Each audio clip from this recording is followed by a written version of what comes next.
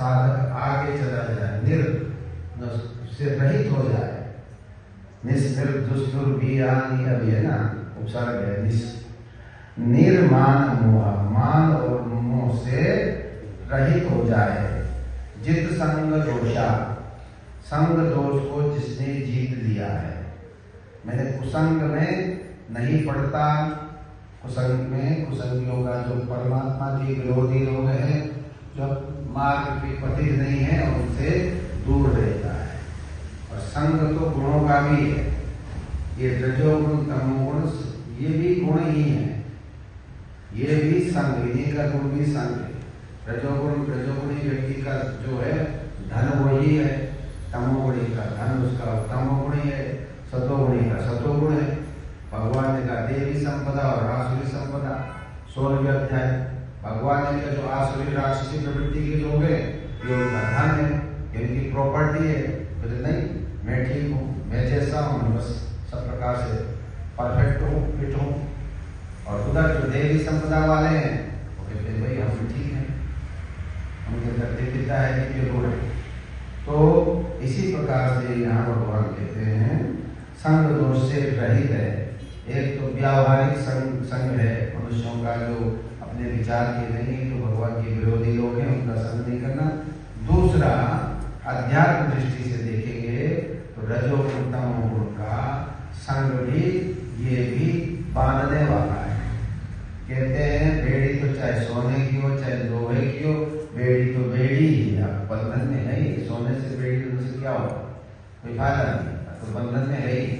इसलिए अगर सतोगुणी व्यक्ति भी है, बैठ के 2 मिनट के लिए बहुत जल्दी में हो, तो देवता लोगों में सतोगुण रहता है, लेकिन वो भी बंधन में है।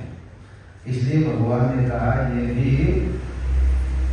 दोष है, ये भी बीमारी है, अध्यात्म नित्या। भगवान कहते हैं साधक को, योगी को प्रतिदिन है ना अभ्यास करना चाहिए, अध्यात्म का अभ्यास करना चाहिए। नित्या, अध्यात्म नित्या, प्रतिदिन, हर वक्त, हर समय, हर रोज ध्यान में बैठना चाहिए। ध्यान में बैठने का नाम ही अध्यात्म है। अध्यात्म का होता है अधि आत्मनि, है ना, आत्मा के निकट जाना, आत्मा के निकट रहना, उसी को कहते हैं अध्यात्म। अध्यात्म स्पिरिचुअलिटी, आध्यात्मिकता।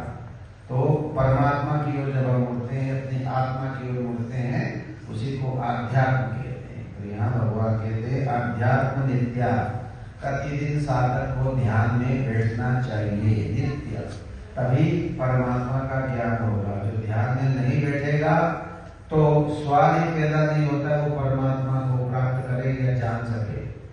केवल लेक्चरबाजी से या तीर्थों के पाठ पठन करने से कुछ भी नहीं होता है। इसलिए सब जगह शास्त्रों में कहा है, गीता में भी कहा है, गुरुदेव भी कहते हैं, सर्वत्र शास्त्रों में एक ही बात है कि ध्यान अवस्थित तद्गतेन मनसा पश्यति मन यम योगी हो।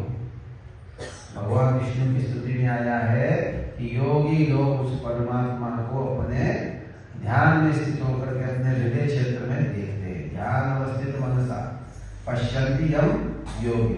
योगी फिर कहा ध्यान गम्य। तो कहने का मतलब शास्त्रों में परमात्मा को जानने का तरीका या उसका जो स्थान है वो हृदय ही माना गया है। तो कहते हैं योगी लोग ध्यान में अवस्थित होकर के उस परमात्मा को देखते हैं, उसका साक्षात्कार करते हैं। ध्यान अवस्थित तद्गतेन मनसा पश्यन्ति योगिनो। मन के माध्यम से, है ना, मन को एकाग्र करके उस परमात्मा को अपने हृदय में ही साक्षात्कार करते हैं। बाहर परमात्मा कहीं आपको चौराहे पे खड़ा नहीं मिलेगा। परमात्मा तो हमारे अंदर ही है, उसको वही ढूंढना पड़ेगा।